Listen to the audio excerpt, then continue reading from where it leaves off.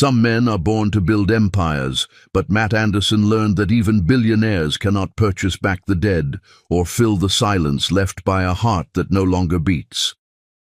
The Miami sunrise painted the Anderson mansion in shades of gold and amber, but Matt Anderson saw only shadows. Standing in the pristine nursery overlooking Biscayne Bay, he held his 3-month-old son Tyler against his chest, feeling the tiny heartbeat that had cost him everything he'd ever loved. Isabella was gone. 3 months had passed since the complications during Tyler's birth had stolen his wife from him, yet the silence in their Coral Gables estate still felt deafening. The 20,000-square-foot mansion, once filled with Isabella's laughter and the scent of her oil paintings, now felt like a beautiful mausoleum.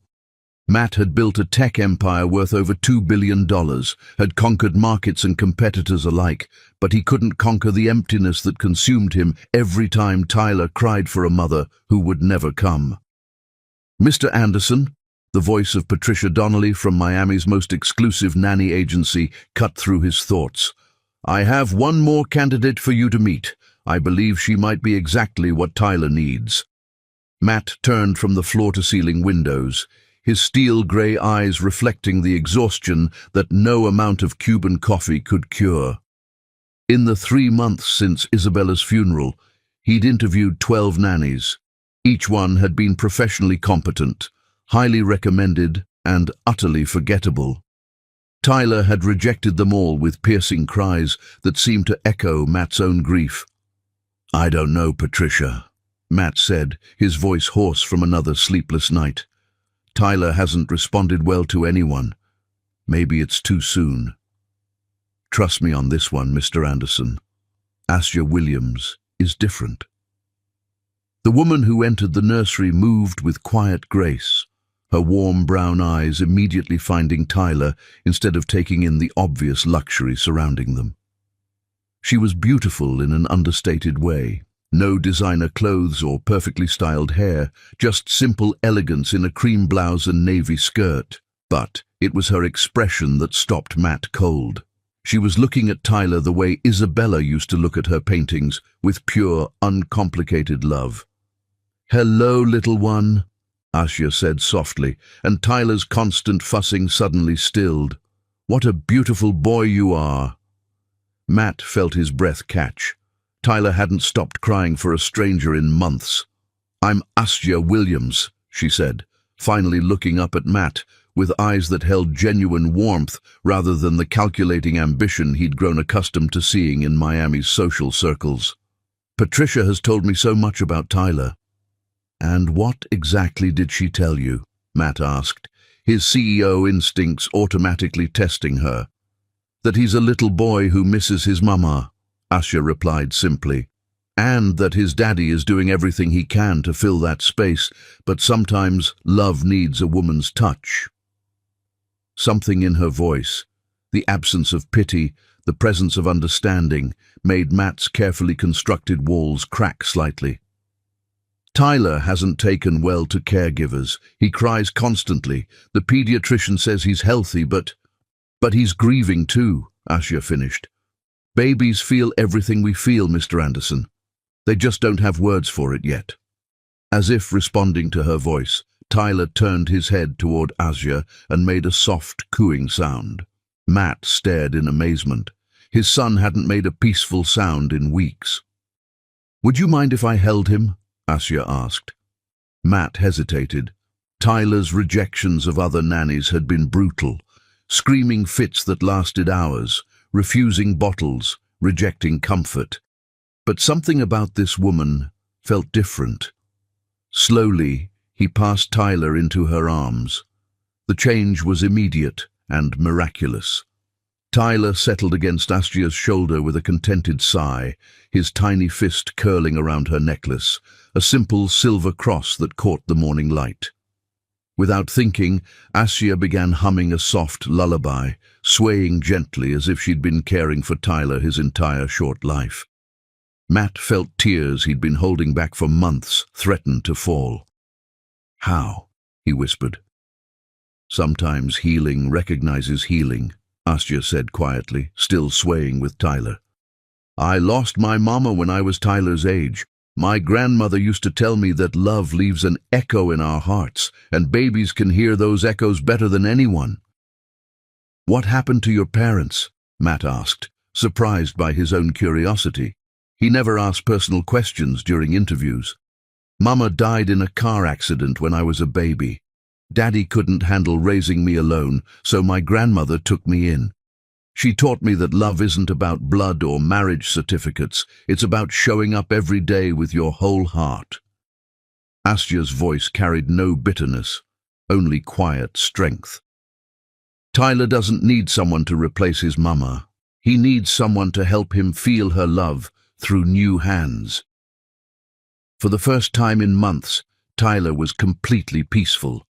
His breathing had evened out, and he was making the soft baby sounds that Matt remembered from those precious first weeks before Isabella's complications set in.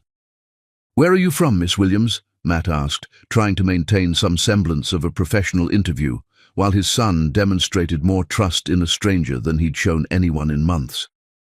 "Born and raised in Liberty City, went to nursing school at Miami-Dade College," Asya replied. "I've been working with children for 8 years now. Patricia has all my references and background checks." Matt nodded, though he realized he didn't care about references anymore. Tyler's peaceful breathing against Asya's shoulder told him everything he needed to know. "I should mention," Asya continued, "I don't just see this as a job. Children need consistency, love, and someone who sees them as the most important part of every day. If you hire me, I'll love Tyler like he's my own. That's not something I can turn on and off." "And when he gets attached to you?" Matt asked, voicing his deepest fear. "What happens when he starts calling you Mama?" Asya looked directly into Matt's eyes, her gaze steady and honest. "Then I'll make sure he knows how lucky he is to have a daddy who loves him enough to make sure he never goes without a mother's love, even if it comes from someone new." Tyler chose that moment to reach up and touch Asya's cheek, his tiny fingers exploring her face with the curiosity of a child who'd found something wonderful and new. Asya smiled down at him, and Tyler responded with a gummy grin that Matt hadn't seen in weeks.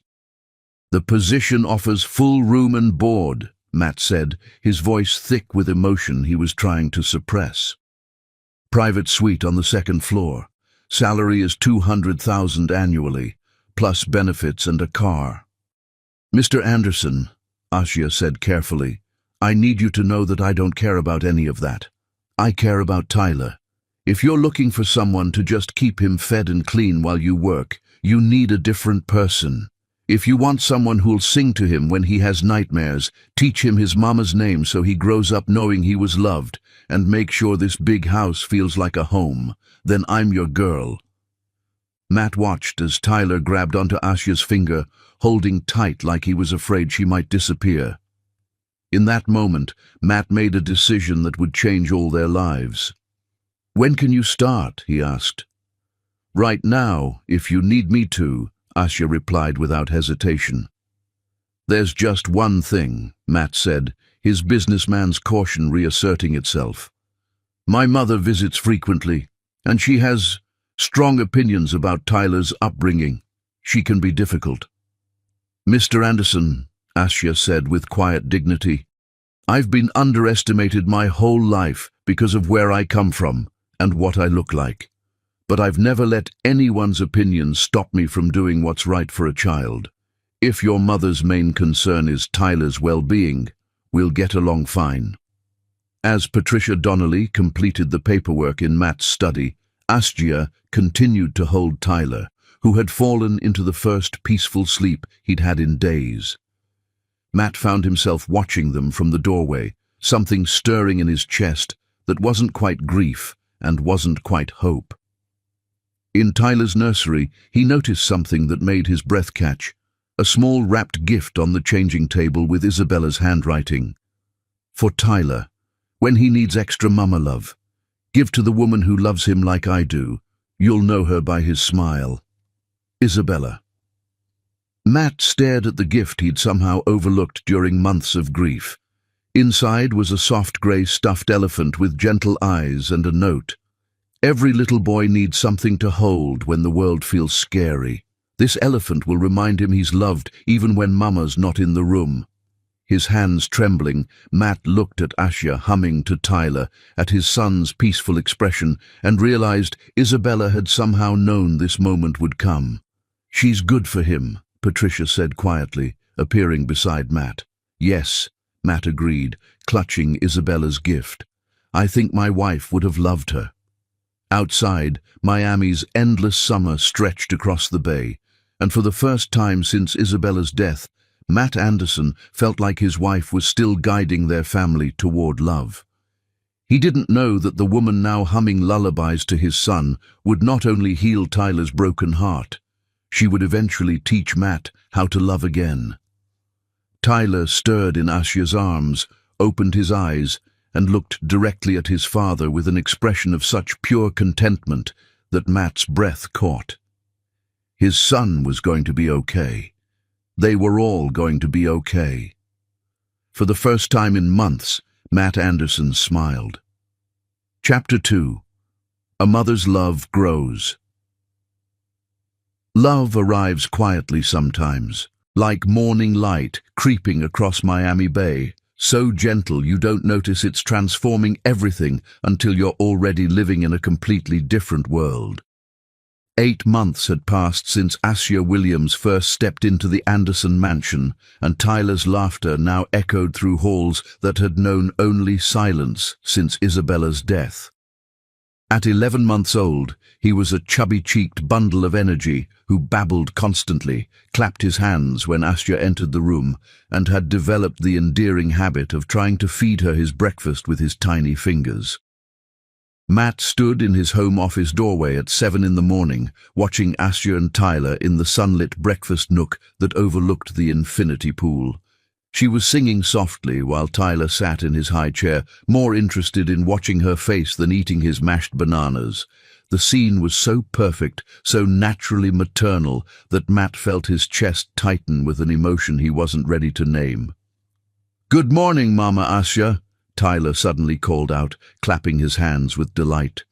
The spoon Asya was holding clattered to the table. Matt felt his world tilt slightly on its axis. "Oh, Tyler," Asya said softly, her voice thick with emotion. "Sweetie, I'm not your mama. Your mama is watching you from heaven." But Tyler was 11 months old and concerned only with the woman who sang to him, fed him, and made everything better when he was sad. "Mama Asya," he repeated with even more enthusiasm, reaching his sticky hands toward her face. Matt watched Asya's internal struggle play out across her expressive features. She glanced toward his office, not knowing he was there, and he saw her quickly wipe away a tear before lifting Tyler from his high chair. "Okay, little man," she whispered, holding him close. "But you know your real mama loved you so much, right? She picked you out special before you were even born." Tyler responded by patting her cheek and babbling what sounded remarkably like, "Love Mama Asya." Matt gripped the doorframe, feeling something crack open in his chest. When was the last time he'd heard the word mama spoken with such pure joy in his house? When was the last time Tyler had looked at anyone with such complete trust and adoration? "Mr. Anderson?" Asya had noticed him standing there.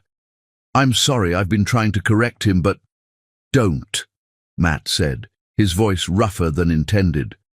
"Don't correct him. Isabella would have wanted him to have a mother's love. She would have wanted him to call someone Mama." The relief that flooded Asya's face was so profound that Matt realized she'd been carrying the weight of Tyler's attachment like a burden rather than the gift it truly was. "Are you sure?" she asked. "I don't want to overstep." "You couldn't overstep if you tried," Matt interrupted, stepping into the breakfast nook. "Look at him, Asya. Really look at him." Tyler was glowing with happiness, babbling excitedly while showing Asya his favorite toy car. His eyes sparkled with an intelligence and joy that had been absent during those first difficult months after Isabella's death. "He's thriving because of you," Matt continued. "You gave me my son back." Asgia's eyes filled with tears again, but this time they were tears of joy. "He's such a special little boy, so smart and sweet. Sometimes I forget he's not." She trailed off, looking embarrassed. "Sometimes you forget he's not yours," Matt finished gently.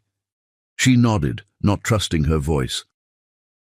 "That's what makes you perfect for him," Matt said, and meant it with every fiber of his being.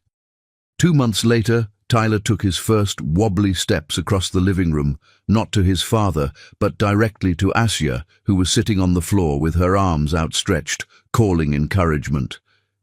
Matt watched from the doorway as his son toddled the 6 feet that separated them, his face bright with determination and joy. "Mama Asya, I walking," Tyler announced as he fell into her arms, both of them laughing with delight. Matt felt his heart constrict with an emotion so powerful it nearly brought him to his knees. This was what family looked like. This was what love sounded like. Later that morning, while Tyler napped, Matt found himself lingering in the nursery doorway again, a habit he'd developed over the past months. Asya was organizing Tyler's photo album, the one she'd created to document every milestone. She'd taken hundreds of pictures, Tyler's first solid foods, his attempts to crawl, his delighted face covered in birthday cake from his first birthday party last month. On the nightstand sat the grey stuffed elephant that Asya had given Tyler during his first week of care, the same elephant from Isabella's hidden gift. Matt had watched in amazement as Tyler, who had rejected every toy and comfort item for months, had immediately bonded with the elephant the moment Asya placed it in his crib. "It was like he was waiting for it," Asya had said that day, not knowing the elephant had been Isabella's final gift, like it was always meant to be his. Matt had nearly told her about Isabella's note then, but something held him back. Maybe it was too perfect, too impossible to believe that his dead wife had somehow guided this woman to give their son exactly what he needed, exactly when he needed it. "The crawling pictures came out beautifully," Matt said, entering the room. "He's so determined," Asya replied, smiling at a photo of Tyler pulling himself across the Italian marble floor, his face scrunched in concentration, his elephant clutched in one small fist. "Yesterday he crawled all the way from the living room to find me in the kitchen."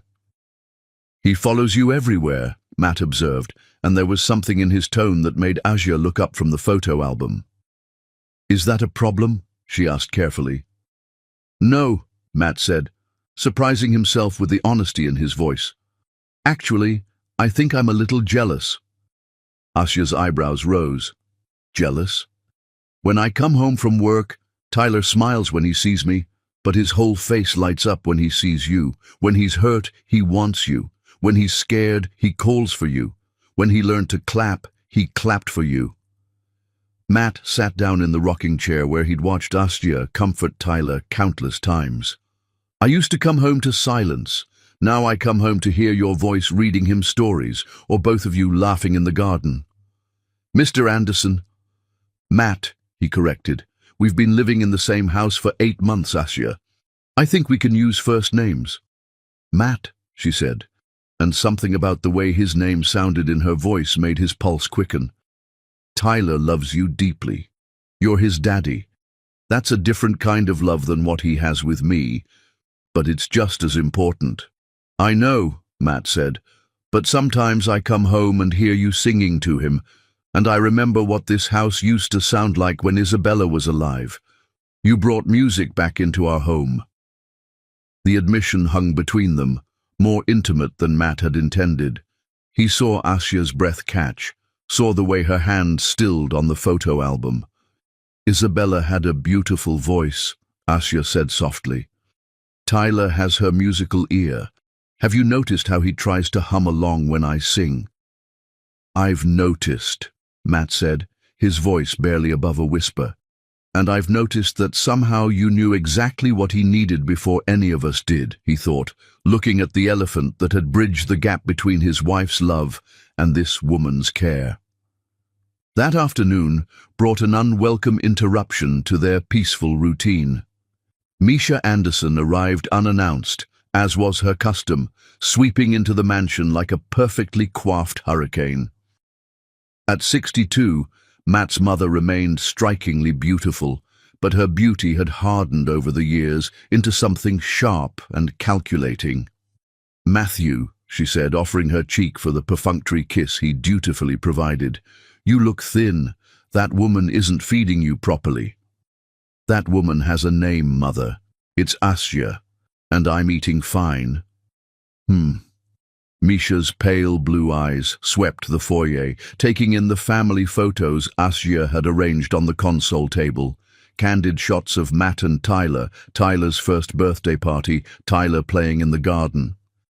"She's certainly made herself at home." Matt felt his jaw clench. "She lives here, Mother. This is her home." "No, Matthew. This is your home. She works here."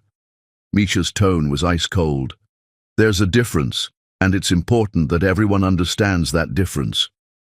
Before Matt could respond, the sound of Tyler's delighted laughter echoed from the garden, followed by Asya's voice singing what sounded like a nursery rhyme. Misha's expression grew even more pinched. "She's teaching him street songs," Misha said disapprovingly. "She's teaching him to be happy," Matt countered, his patience fraying.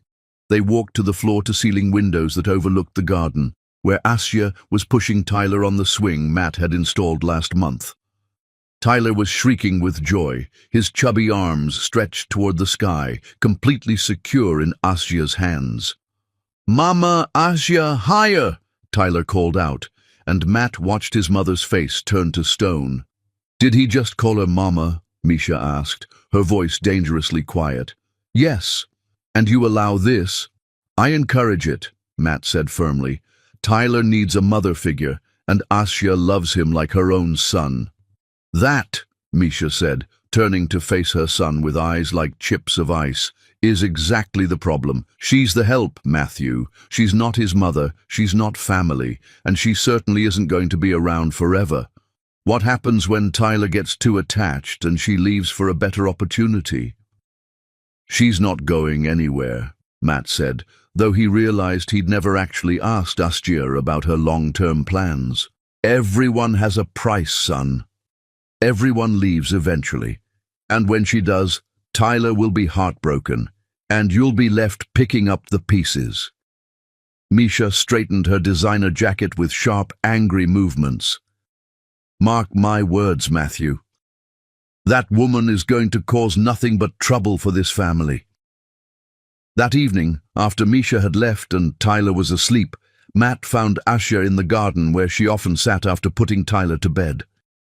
She was reading in the soft glow of the garden lights, but she looked up when she heard his footsteps. "I hope Tyler wasn't too wound up after playing with your mother," she said diplomatically. Matt sat down beside her on the stone bench, noting how she automatically shifted to make room for him. "My mother can be difficult."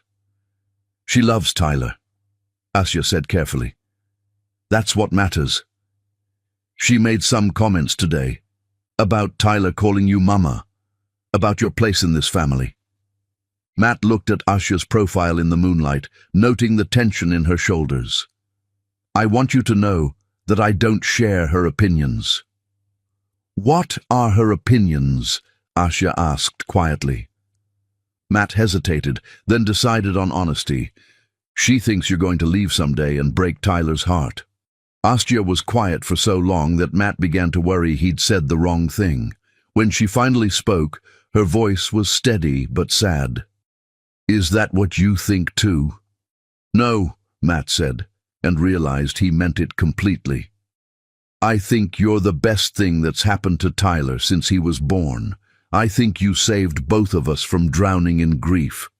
And I think—" He paused, the words on the tip of his tongue more honest than he was ready to be. "What?" Asya asked, turning to face him. I think this house became a home again the day you walked into it, Matt admitted. In the soft garden lighting, Asya's eyes seemed to shimmer with unshed tears. Matt, I need you to know something. I would never hurt Tyler. I would never leave him unless you asked me to. He's everything to me. I know, Matt said softly. That's what scares my mother. And if I'm being honest, it scares me a little too. Why? Matt looked at this woman who had brought laughter back into his house, who had taught his son to trust and love again, who hummed while she cooked breakfast and left little notes in Tyler's lunch bag even though he was too young to read them. He thought about how he'd started timing his business meetings to be home for Tyler's bath time, not because he wanted to see his son, but because he wanted to hear Asya's voice echoing through the house. Because I'm starting to depend on you too, he admitted. The confession hung between them like a bridge. Neither was quite ready to cross. But in the garden of the Anderson mansion, under the Miami stars, something was growing that would prove stronger than Misha's disapproval and more powerful than grief. Tyler's happy voice calling Mama Asya drifted through the baby monitor, talking in his sleep, and both Matt and Asya smiled. Love, it seemed, had found them when they weren't looking.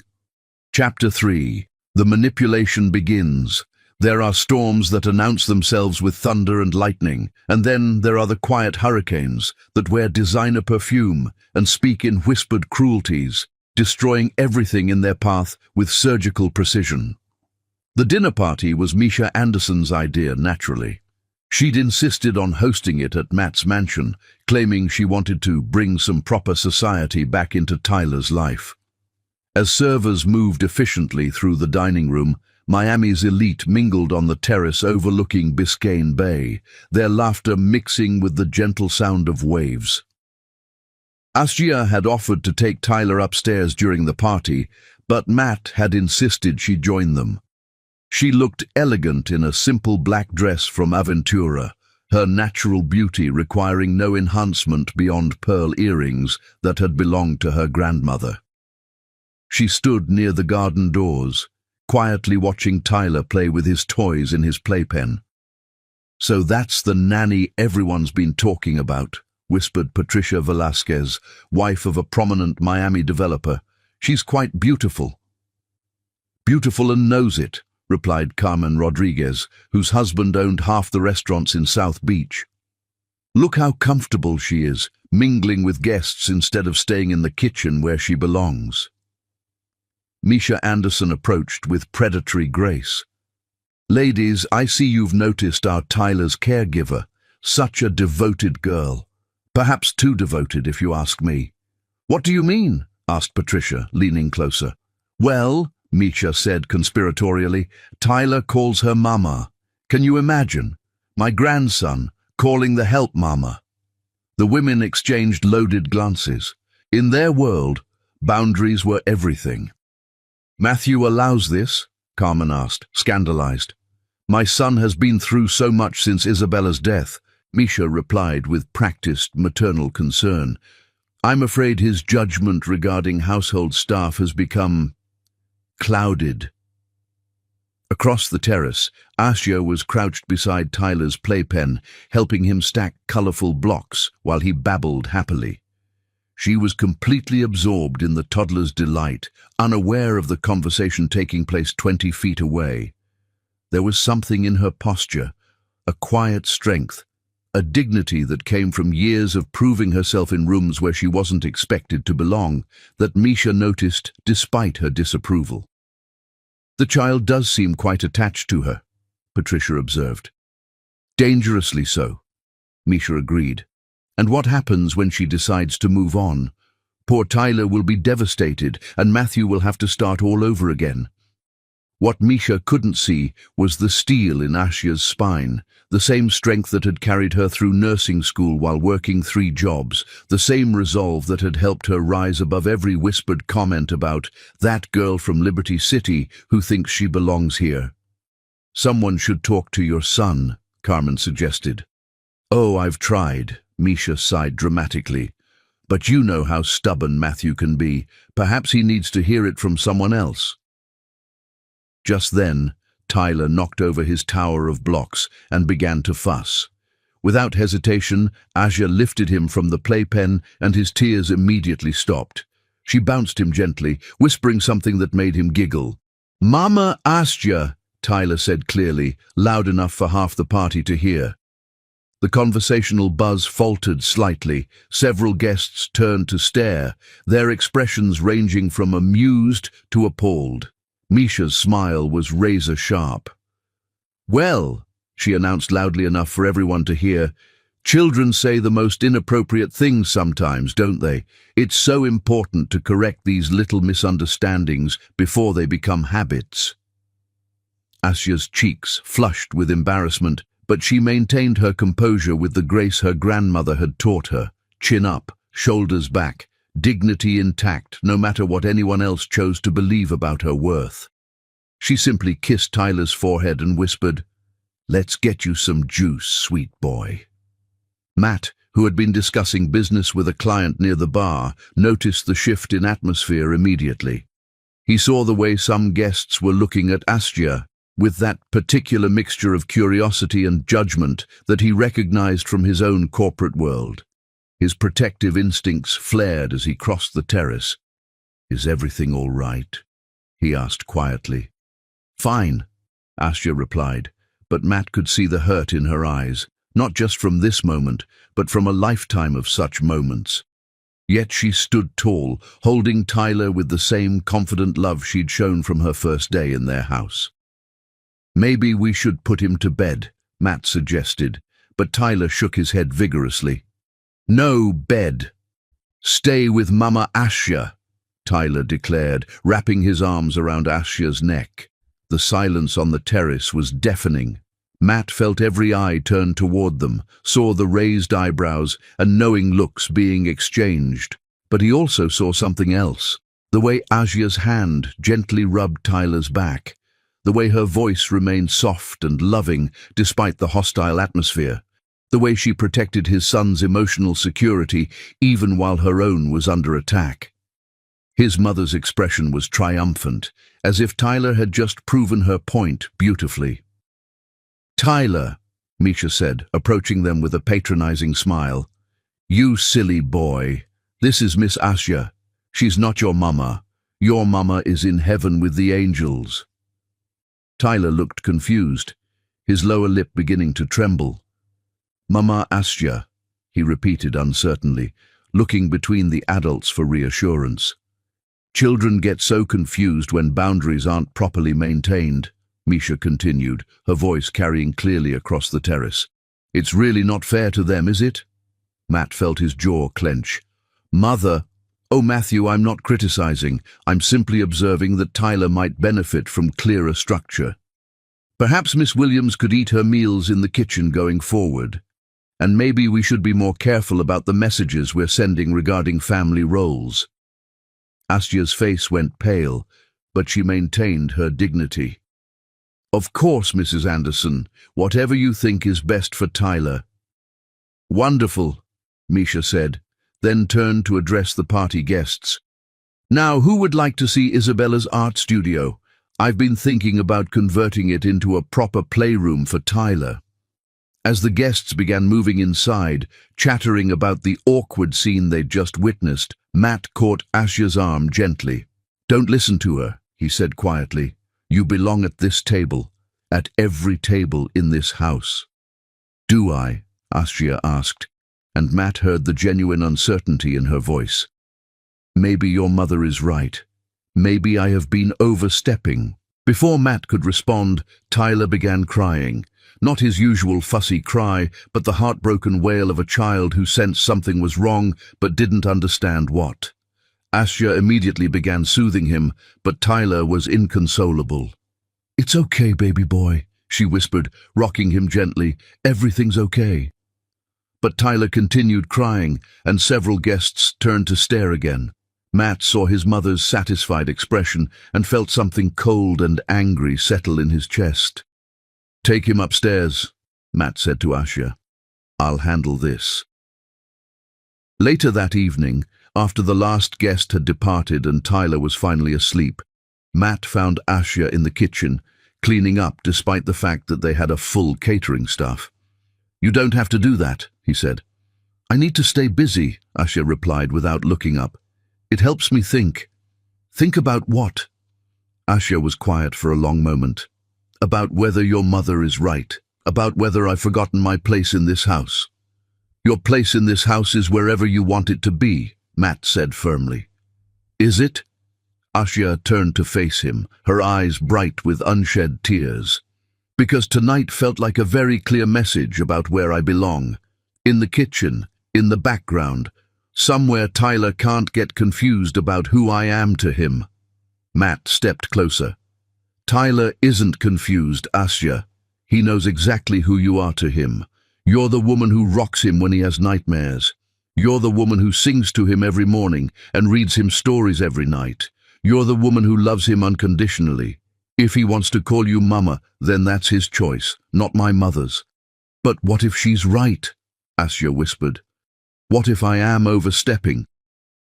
What if loving Tyler this much is selfish of me?" Matt found himself reaching up to touch her face, his thumb brushing away a tear that had escaped despite her efforts to hold it back. "Loving someone is never selfish, Asya. It's the most generous thing you can do." The kitchen was quiet, except for the soft hum of the refrigerator and the distant sound of waves against the seawall. Matt realized his hand was still on Asya's face, realized how close they were standing, realized that something had shifted between them that couldn't be shifted back. "Matt," Asya said softly, and he heard something in her voice that made his heart race. Before either of them could say anything else, Tyler's voice came through the baby monitor. "Mama, Asya." Scared. The spell was broken, but gently.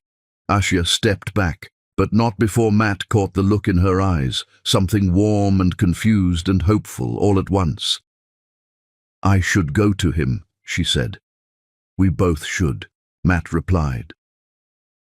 They found Tyler standing in his crib, tears streaming down his cheeks. He reached immediately for Asya, but his eyes sought Matt as well. "Bad dream," Tyler hiccuped.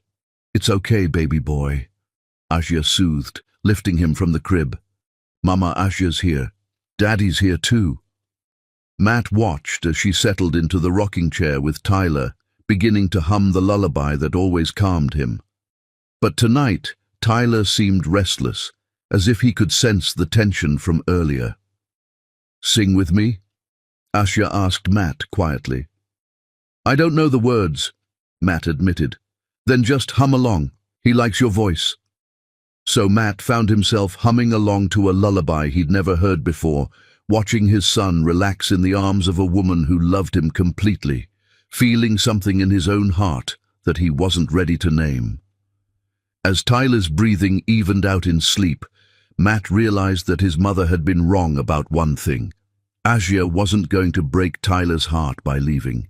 She was going to heal it by staying. And maybe, Matt thought, as he watched Asya's gentle hands smooth Tyler's hair, she was going to heal his heart too. Outside, Miami's glittering skyline stretched toward the stars, and in the Anderson mansion, love was growing in the quiet spaces between lullabies and bedtime stories, in the moments when two broken hearts recognized their perfect complement in each other. But storms were gathering too, in the form of a woman who believed love should follow rules and boundaries, who couldn't understand that sometimes the most powerful families are built not from blood and obligation, but from choice and devotion. The war for Tyler's heart and Matt's had officially begun. Chapter 4. Pressure and Promises. Some people plant seeds of doubt like a master gardener, so carefully and patiently that you don't realize your happiness is being uprooted until the beautiful garden of your life has turned to wasteland. The Miami Children's Hospital Charity Gala was the social event of the fall season, held at the Perez Art Museum with views of Biscayne Bay that could make even the most jaded billionaire pause in appreciation. Matt Anderson stood in his perfectly tailored Tom Ford tuxedo, champagne flute in hand, listening to Miami's elite discuss their latest philanthropic endeavors, while his mind wandered to home, where Asya was probably reading Tyler his bedtime story. "Matthew, darling," his mother's voice cut through his thoughts like a perfectly manicured blade. "I want you to meet someone very special." Matt turned to find Misha approaching with a stunning blonde woman who moved with the confident grace of someone accustomed to being the most beautiful person in any room. She was tall, elegant, and wearing what Matt's business sense estimated to be about $50,000 worth of designer dress and jewelry. "Matthew Anderson," Misha said, with the satisfaction of a chess master making a crucial move. "Meet Dana Retka. Dana's family owns half of Key Biscayne, and she just returned from finishing her master's degree at the Sorbonne." Dana extended a perfectly manicured hand, her smile revealing teeth so white they could have been carved from pearls. "Mr. Anderson, it's such a pleasure. I've heard so much about your work in the tech industry, and of course, about your beautiful son." "Nice to meet you," Matt replied politely, shaking her hand, and immediately noticing the calculating way her eyes assessed everything from his watch to his shoes to the cut of his tuxedo. "Dana has been living in Paris for the past 3 years, Misha continued, clearly launching into a well-rehearsed sales pitch. "She speaks 4 languages fluently, has a master's in early childhood development, and her family has been part of Miami society for generations." "How interesting," Matt said diplomatically, though his attention was caught by his phone buzzing with a text from Asya. "Tyler asking for you. Should I FaceTime so you can say goodnight?" Matt found himself smiling as he typed back, "Yes, give me 2 minutes." "Am I boring you?" Dana asked, her tone sharp enough to cut glass. "Not at all," Matt replied, pocketing his phone. "Excuse me for just a moment." He stepped onto the museum's terrace, where the Miami skyline twinkled like scattered diamonds across the water, and answered Asya's FaceTime call. Tyler's chubby face filled the screen, his hair still damp from his bath. "Daddy, you come home? Soon, buddy. Are you ready for bed?" "Mama Asya read story," Tyler announced, and Matt's heart clenched at the pure joy in his son's voice. "Goldilocks, bear say, someone sleep my bed." Asya's face appeared beside Tyler's, and Matt felt his pulse quicken the way it always did when he saw her. She was wearing a simple cotton dress, her hair pulled back in a ponytail, and she looked more beautiful to him than any woman in the museum. "Say goodnight to Daddy," Asya prompted gently. "Night-night, Daddy. Love you big much." Tyler blew kisses at the phone, and Matt felt his chest tighten with love for this little boy who had saved his life simply by existing. "Love you too, Tyler. Sweet dreams." When Matt returned to the party, he found his mother and Dana waiting for him with expressions that suggested they'd been discussing him in his absence. "Everything all right at home?" Misha asked with false concern. "Perfect," Matt replied, and meant it. "It must be difficult," Dana said sympathetically. "Balancing work and single parenthood. I imagine you rely heavily on your staff." "I rely heavily on Asya," Matt corrected. "She's not staff, she's family." Something flickered in Dana's perfectly made-up eyes, but her smile never wavered. "Of course. The nanny. Your mother mentioned she's quite devoted to Tyler."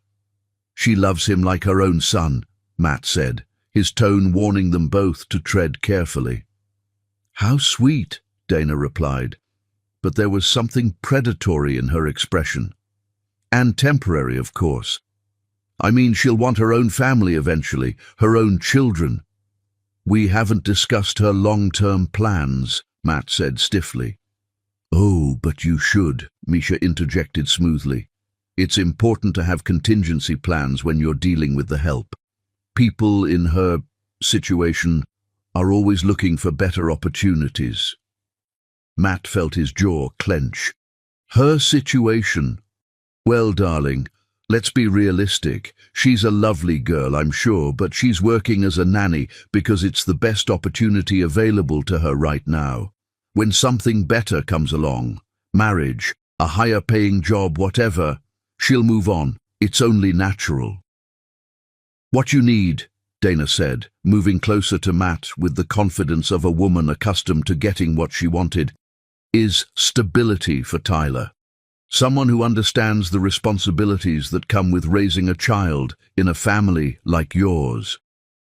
Matt looked at this beautiful, accomplished woman who checked every box his mother had ever drawn for his ideal partner and felt absolutely nothing. No attraction, no interest, no desire to know her better. She was everything Isabella hadn't been, calculated where Isabella was spontaneous, cold where Isabella was warm, ambitious where Isabella was content.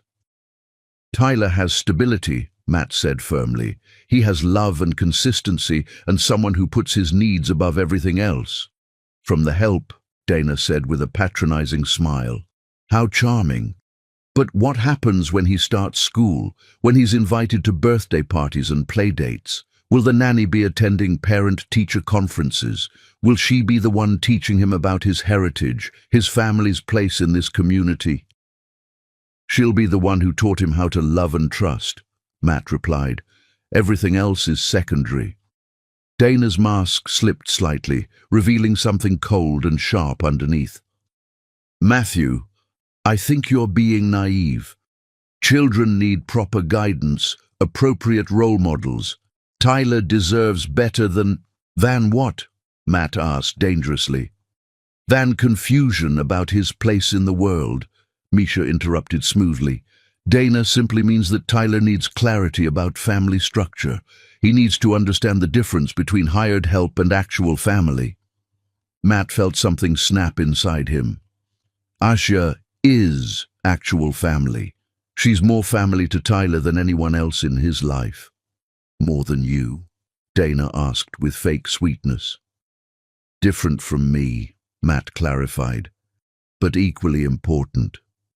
He was about to excuse himself when Dr. Rodriguez, the hospital's chief of pediatrics, approached their group with a concerned expression. Mrs. Anderson, are you all right? You look pale. Matt turned to see his mother swaying slightly, one hand pressed to her chest, her face indeed several shades lighter than usual. I'm fine, Misha said weakly. Just a little dizzy spell. Mother! Matt was immediately concerned, his anger forgotten. What's wrong? It's nothing, darling. Really, just some tightness in my chest. It's been happening occasionally. Dr. Rodriguez frowned. Have you seen a cardiologist? Chest tightness in women your age shouldn't be ignored. I have an appointment next week, Misha said, accepting the chair Dana quickly provided. I'm sure it's nothing serious. But Matt was studying his mother's face, noting the genuine fear that flickered in her eyes for just a moment before she regained control. Are you having chest pain right now? He asked. A little, Misha admitted reluctantly. But really, Matthew, I don't want to make a scene. We're leaving, Matt said immediately. Dana, it was lovely meeting you, but I'll drive you to the hospital, Dana offered quickly. My car is right outside.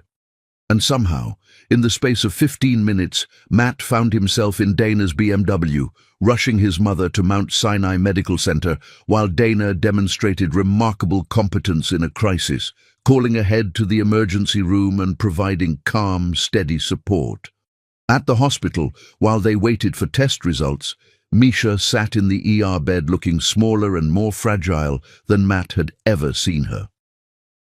I didn't want to worry you, she said quietly, but I've been having episodes for a few weeks now. The cardiologist thinks it might be my heart. Why didn't you tell me? Matt asked, guilt washing over him. Because you have so much on your plate already. Tyler, your business, managing the household. She trailed off meaningfully. Dana, who had been quietly supportive all evening, spoke up. Mrs. Anderson, you don't need to carry these burdens alone. That's what family is for. What Matt didn't see was what happened when he stepped out to call his office. Dana's demeanor changed completely as she turned to face Misha with cold calculation. "This heart condition of yours," Dana said quietly, "how serious is it really?" Misha looked startled. "What do you mean?"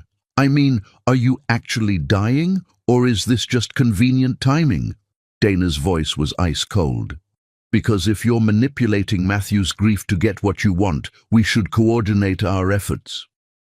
"I don't know what you're talking about," Misha replied, but Dana saw the flicker of guilt in her eyes. "Of course you do. You want Matthew married to someone appropriate, and I want Matthew's money and status. This little health scare is perfect leverage." Dana leaned closer. "Work with me, and we both get what we want. Fight me, and I'll make sure Tyler grows up thinking his grandmother is a racist manipulator who drove away the only mother figure he's ever known." When Matt returned, both women were wearing masks of concern and mutual support, neither revealing the devil's bargain they'd just struck. Later, during what became Matt's proposal night, Dana demonstrated exactly why she was so dangerous. She orchestrated the evening perfectly, appearing at just the right moments to be helpful, saying exactly the right things to reinforce Misha's manipulation while seeming to genuinely care about Tyler's well-being. "Matthew," she said, after he'd proposed, holding his hand as they watched Tyler sleep, "I want you to know that I understand how important Asya has been to Tyler. I won't try to replace that relationship overnight. I want to work with her to make this transition as smooth as possible for him." The words sounded caring, reasonable, exactly what Matt needed to hear. He had no way of knowing that hours earlier, Dana had cornered Asya in the laundry room. "Listen carefully," Dana had whispered, her manicured fingers gripping Asya's arm hard enough to leave bruises. "I don't care how much that little brat loves you, or how much Matthew thinks he needs you. Once I'm married into this family, you're gone. But if you make any trouble for me before the wedding, if you say or do anything to interfere with my plans, I'll make sure everyone knows that the help has been having inappropriate feelings for her employer."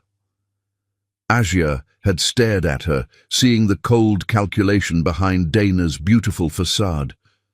Matt would never believe that. Wouldn't he? A lonely widower, a pretty young woman living in his house, caring for his child. People love to believe the worst, especially about women like you who don't know their place. Dana's smile was razor sharp. "So you'll smile, you'll be helpful during the transition, and you'll disappear quietly after the honeymoon, or I'll destroy your reputation so completely that you'll never work with children again."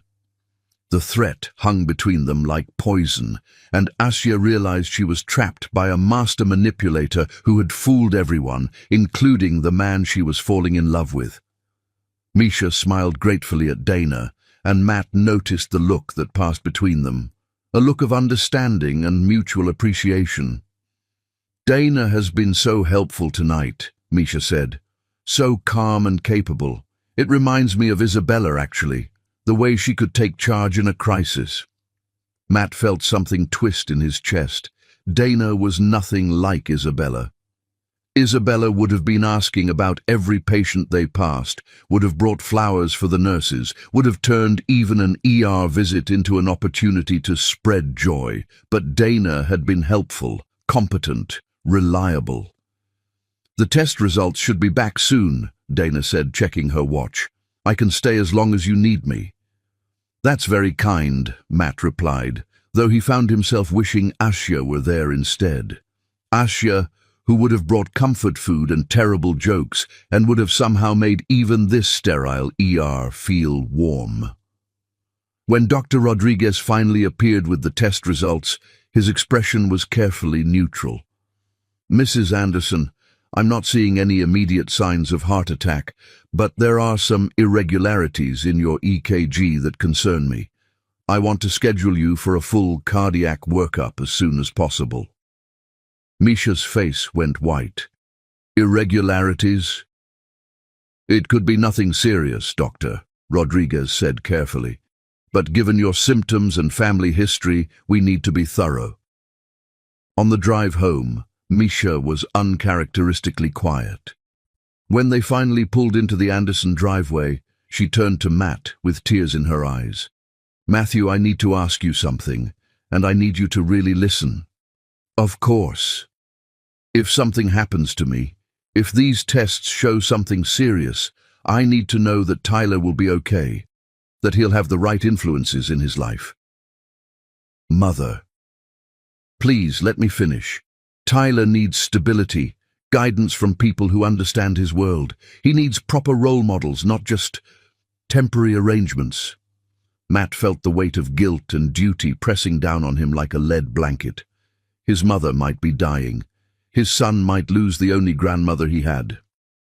"What are you asking me to do?" Misha reached over and took his hand. "I'm asking you to think about Tyler's future. Really think about it. About what kind of woman you want helping to raise him.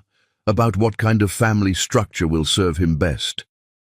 As if on cue, Dana appeared at Matt's car window, having retrieved Misha's purse from her BMW. "Here you go, Mrs. Anderson, and I've already called my family's cardiologist. He's one of the best in the country, and he can see you tomorrow if you'd like." "You're an angel," Misha said, squeezing Dana's hand. Later that night, after he'd helped his mother to her guest room and Dana had finally left, Matt stood in Tyler's nursery doorway, watching Asya sleep in the chair beside Tyler's crib. She'd clearly fallen asleep reading, a book of fairy tales still open in her lap. Tyler was sleeping peacefully, one little hand dangling through the crib slats as if reaching for Asya even in sleep. This was his family, Matt realized.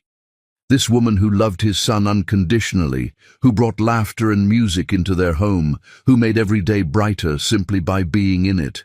But his mother might be dying, and maybe, just maybe, she was right about some things. Maybe Tyler did need more structure, more guidance about his place in Miami society. Maybe Asya, for all her love and devotion, couldn't give Tyler everything he would need as he grew up. Matt looked at the sleeping woman who had saved his son from grief, who had saved him from drowning in his own sorrow, and felt his heart breaking with the possibility that love might not be enough. Outside, Miami slept under a blanket of stars, unaware that in one mansion in Coral Gables, a man was beginning to question everything he thought he knew about family, duty, and love. Chapter 5. A Dying Wish. Guilt is a master manipulator, wearing the face of love while it slowly strangles the heart, convincing us that sacrifice is virtue and that breaking our own happiness is somehow noble. The cardiac specialist's office in downtown Miami felt like a tomb, all white walls and hushed voices that seemed to whisper of mortality.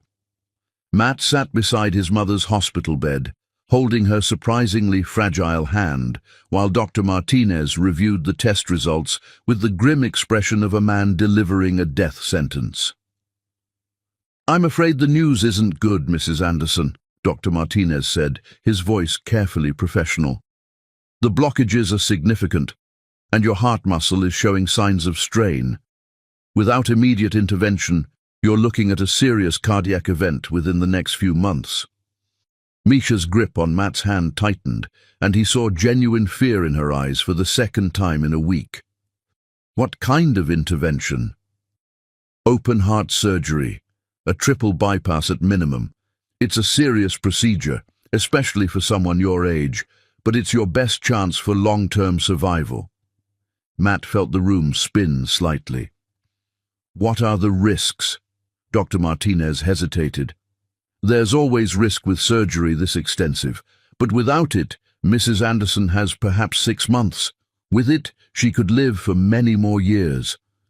After the doctor left them alone, Misha turned to Matt with tears streaming down her cheeks. "Oh, Matthew, I'm so sorry. I never wanted to burden you with this." "You're not a burden," Matt said fiercely, though inside he felt like a scared little boy who might lose his mother.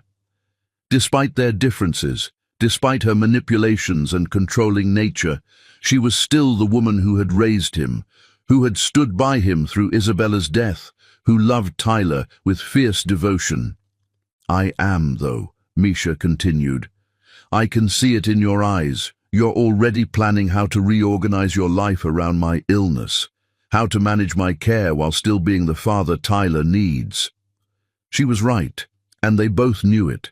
Matt was already calculating business trips he'd need to cancel, meetings he'd have to reschedule, the delicate balance of managing his empire while caring for a sick mother and a toddler. "We'll figure it out," he said. "Matthew," Misha said, her voice taking on the tone he remembered from his childhood when she'd wanted to discuss something important. "I need to ask something of you, something difficult. Anything. I need to see you settled before I have this surgery. I need to know that Tyler will have stability, that you'll have support, that our family will continue even if—" She couldn't finish the sentence. Matt felt a cold dread settle in his stomach. "Mother, you're going to be fine. The surgery might kill me," Misha said bluntly. "Dr. Martinez was being optimistic for our benefit, but I saw his face. I know the real odds." She was silent for a long moment, staring out the window at the Miami skyline. When she spoke again, her voice was barely above a whisper. "I've been thinking about Dana. Mother, please, just listen. She's perfect for you, Matthew. She understands our world. She has the education and breeding to help guide Tyler, and she genuinely cares about our family. I saw how she handled my crisis at the gala. She was remarkable." Matt thought about Dana's competence that night, her quick thinking and steady presence. She had been remarkable. She'd also felt like a stranger, someone playing the role of concerned family friend, rather than actually caring about his mother's well-being. "She's a lovely woman," Matt said carefully, "but I'm not in love with her." "Love can grow," Misha replied. "Your father and I had an arranged marriage, essentially. Our families decided we were suitable for each other, and we learned to love each other over time. We had 40 wonderful years together. That was different. That was your choice." "And this is your choice too," Misha said, struggling to sit up in the hospital bed. "Matthew, I'm asking you to consider making a choice not just for yourself, but for Tyler, for our family legacy." Matt felt the familiar weight of duty pressing down on him, the same pressure he'd felt his entire life to live up to the Anderson name, to make choices based not on his heart, but on what was expected of him. "What exactly are you asking me to do?" Misha's eyes filled with tears again. "I'm asking you to marry Dana before my surgery. I know it sounds rushed, but if something happens to me, I need to know that Tyler will have a proper mother figure, that you'll have a partner who understands the responsibilities that come with our family's position." "Mother, that's crazy. I can't just marry someone because you think it's practical." "Why not?" Misha's voice grew stronger, more insistent. "You married Isabella for love, and look how that ended. She left you with a broken heart and a motherless child. At least with Dana, you'd be building something stable, something that could last." Matt flinched as if she'd slapped him.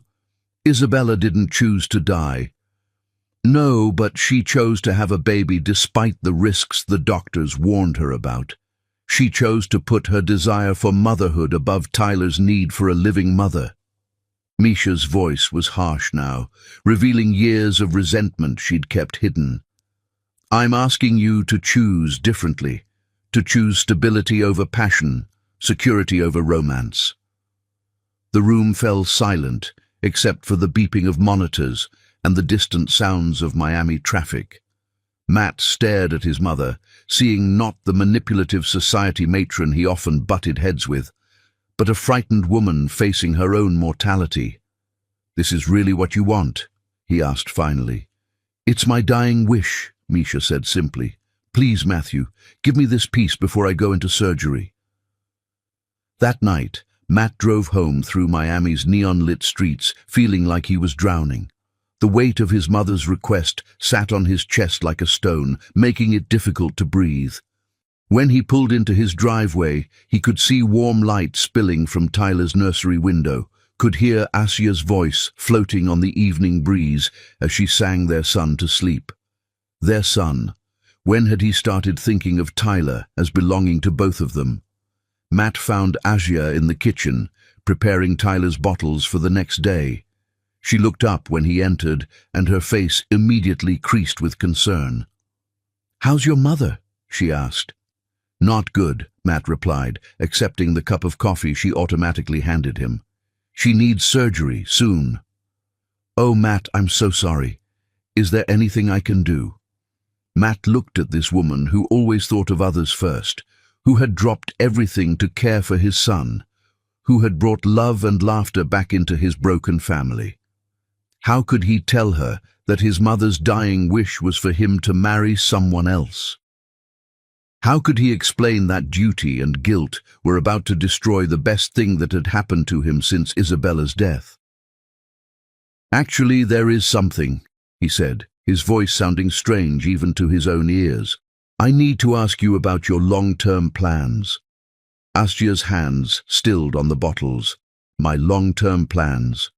Your future, your goals. Whether you plan to stay with Tyler permanently or if this is temporary while you figure out what you really want to do." Something flickered in Asia's eyes, something that looked like hurt. "Why are you asking me this?" "Because Tyler is going to need stability. If something happens to her, he's going to need consistency in his life. And you think I can't provide that?" "I think you deserve your own life," Matt said, hating himself even as he spoke the words. "Your own family, your own children. I can't ask you to sacrifice that for Tyler." Asia was quiet for a long moment, her eyes searching his face. "What aren't you telling me, Matt?" The question hung between them like a bridge he was afraid to cross. How could he explain that he was falling in love with her? How could he tell her that marrying Dana felt like betraying everything they'd built together? How could he admit that his mother's manipulations were working because he was too weak to fight the guilt and duty that had been drummed into him his entire life? "My mother thinks Tyler needs more structure, more appropriate guidance." "Appropriate," Asia repeated, and Matt heard the hurt she was trying to hide. "I see." "It's not about you," Matt said desperately. "It's about me, about my family's expectations, about what's best for Tyler in the long run." "And what's best for Tyler?" Matt met her eyes, and in them he saw everything he was about to lose: love, warmth, genuine care, the kind of family he'd dreamed of having. "A stable two-parent home," he said, the words tasting like ash in his mouth. "Someone who understands his world. Someone who can guide him through the complexities of growing up in a family like ours." Asia nodded slowly, and Matt saw her carefully rebuilding the walls around her heart, brick by brick. "I understand," she said quietly. "When do you need me to start looking for another position?" "I don't want you to leave," Matt said, the words torn from his chest. "God, Asia, that's the last thing I want." "Then what do you want?" "You," he thought. "I want you and Tyler and the life we've been building together. I want to wake up to your laughter and fall asleep to your voice reading bedtime stories. I want to make this house our home and never have to worry about my mother's approval or society's expectations ever again." "I want to do what's right for everyone," he said instead. "Everyone except us," Asia whispered, and Matt heard his heart break in her voice. 2 weeks later, Matt stood in the garden of his Coral Gables mansion, watching Dana admire Isabella's roses while his mother sat in a wheelchair nearby, beaming with satisfaction despite her upcoming surgery. Tyler was napping, unaware that his world was about to change forever. "The garden is lovely," Dana said, her manicured fingers touching the petals of a white rose that Isabella had planted the year she died. Though I think it could use some updating, something more structured, more formal. Matt thought about how Asya and Tyler played in this garden every afternoon, how Tyler loved the wild profusion of colors and scents, how Isabella had specifically designed it to feel magical and alive. "I like it the way it is," he said. "Of course," Dana replied smoothly. "We can discuss changes later." Later, after they were married, after his mother had her surgery and recovered enough to see her manipulations bear fruit. "Matthew," Misha called from her wheelchair, "don't you have something to ask Dana?" Matt's hand closed around the ring box in his pocket, a 5-carat diamond that had cost more than most people's houses but felt cold and heavy in his palm. He thought about the simple silver cross Asya wore every day, about how much more beautiful she looked in her department store dresses than Dana looked in her designer gowns. "Dana," he said, his voice sounding like it was coming from underwater, "would you marry me?" Dana's squeal of delight and his mother's tears of joy seemed to come from very far away. As he slipped the ring onto Dana's finger, Matt looked up at Tyler's nursery window and saw Asya standing there, watching. Even from a distance, he could see her tears. That night, after Dana had finally gone home and his mother was settled in her guest room, Matt found Asya packing her belongings in her suite. "What are you doing?" he asked, though he already knew. "I think it would be best if I found somewhere else to live," Asya said without looking at him. "Dana will want to establish her own routines with Tyler, and it might be confusing for him to have me around during the transition."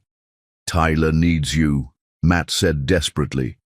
"Tyler needs stability," Asya replied, echoing his own words back to him, "and apparently I'm not stable enough." She turned to face him, and Matt saw that she'd been crying. "I love Tyler like my own child, Matt. I always will. But I can't stay here and watch another woman raise the little boy I've loved since he was 3 months old. I can't pretend to be the help when I've been his mama for over a year. Asya, please." "I'll stay until after your mother's surgery," she said firmly. "Tyler doesn't need any more disruption while the family is in crisis, but after that, I have to go." Matt wanted to beg her to stay, wanted to tell her that he loved her, wanted to call off the engagement and build the life he really wanted. Instead, he nodded and walked away, carrying the weight of his cowardice like a stone in his chest. Behind him, he heard Asya begin to cry, deep, broken sobs that sounded like a heart being torn in half. Tyler's voice came through the baby monitor. "Mama Asya? Why sad?" And Matt realized that he'd just broken 3 hearts to satisfy one dying woman's wish. Outside, Miami's stars shone down on a mansion where love had been sacrificed on the altar of duty, where a family had been destroyed by the very woman who claimed to want to save it. Chapter 6. True Colors Revealed. Evil rarely announces itself with horns and pitchforks. More often it arrives wearing pearls and perfume, smiling sweetly while it slowly poisons everything beautiful in its path. Dana Retka moved into the Anderson mansion 3 days after Misha's successful surgery, bringing 14 pieces of Louis Vuitton luggage and an attitude that transformed the peaceful household into a battlefield. She swept through the marble halls like a conquering queen, immediately rearranging furniture and establishing new rules that she claimed were for Tyler's own good. Asya watched the transformation from her position as an unwelcome observer, her heart breaking as the warm home she'd helped create was systematically dismantled. Dana spoke to her with cold politeness reserved for servants, despite Matt's insistence that Asya was family. "Miss Williams," Dana announced on her first morning, appearing in the kitchen where Asya was preparing Tyler's breakfast. "I'll be taking over Tyler's care going forward." Tyler looked up with confusion from his high chair, banana pieces stuck to his chubby fingers. "Mama Asya make eggs," he said, as if explaining something obvious. Dana's smile was sharp as a knife. Actually, Tyler, I'll be making your breakfast from now on. Miss Williams needs to focus on other duties. But I like Mama Asya eggs, Tyler protested, his lower lip trembling.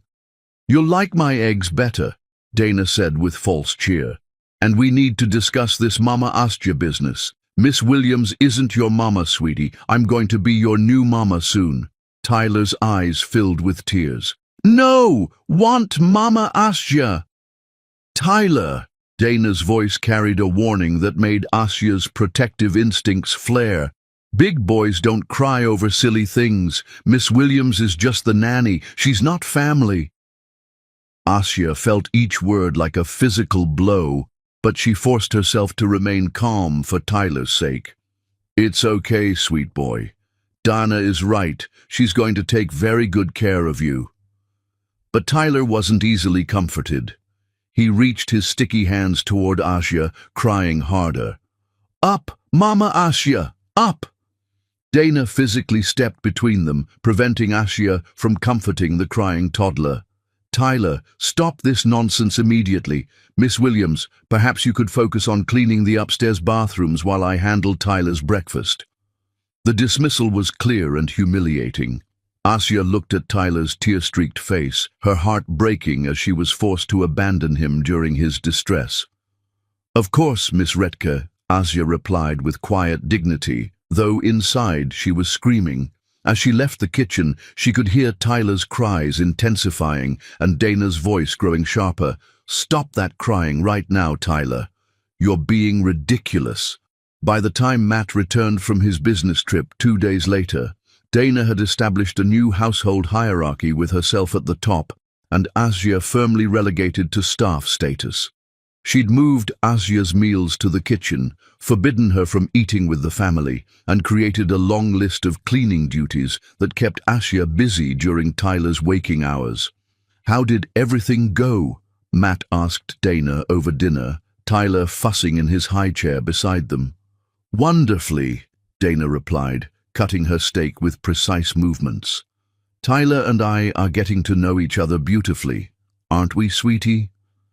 Tyler turned his head away from her, reaching toward the kitchen where he could see Asya preparing bottles. Want Mama Asya? He whimpered. Tyler's been a bit difficult, Dana said with a long-suffering sigh. I think the nanny has spoiled him terribly. He expects constant attention and coddling. Matt frowned. Tyler's never been difficult before. Children test boundaries when there are changes, Dana explained smoothly. It's perfectly normal. He just needs consistent discipline. What Matt didn't see was how Dana's consistent discipline played out when he wasn't there. The next morning, while Matt was in his study taking conference calls, Dana orchestrated her cruelest performance yet. Miss Williams, she called sweetly. Tyler spilled his juice. Could you clean it up? Asya looked at the floor around Tyler's high chair, which was completely clean. I'm sorry, Miss Retke, but I don't see any spill. Dana smiled and deliberately knocked over Tyler's sippy cup, sending apple juice cascading across the Italian marble floor. There, now there's a spill. Tyler watched with wide, confused eyes as Dana's mask of sweetness disappeared completely. Clean it up, Dana ordered. On your hands and knees, I want to make sure you get every drop. Asya stared at this woman, who was supposed to love Tyler, who was going to be his stepmother, and saw something cold and calculating in her eyes. Of course, Asya said quietly, getting down on her hands and knees with paper towels. Tyler, watch carefully, Dana said to the confused toddler. This is Miss Williams's job. She cleans up messes. That's what the help does. Tyler began to cry, not understanding why his beloved Mama Asya was being treated this way. He tried to climb down from his high chair to help her, but Dana held him firmly in place. No, Tyler, stay in your chair. Miss Williams can handle her own work. As Asya scrubbed the floor, Dana deliberately stepped on her fingers with her designer heels. The pain was sharp and immediate, but Asya didn't make a sound. She wouldn't give this woman the satisfaction. "Mama, Asya hurt," Tyler cried, struggling against Dana's grip. "Miss Williams is fine," Dana said firmly, "and you need to stop calling her that inappropriate name." This became Dana's pattern over the following weeks. Whenever Matt was away, Dana would find new ways to humiliate Asya while asserting her dominance over Tyler. She would spill food deliberately and make Asya clean it up while Tyler watched. She would lock Asya out of the kitchen during meal times, forcing Tyler to go hungry until he stopped asking for Mama Asya and accepted food from Dana instead. She would hide Tyler's favorite toys and tell him that Asya had lost them, then find them later, positioning herself as the hero. Most cruelly, she began timing Asya's interactions with Tyler, appearing whenever they seemed to be bonding and separating them with manufactured errands or cleaning tasks. "Miss Williams, the guest bathroom needs scrubbing," she would announce just as Asya and Tyler were reading together.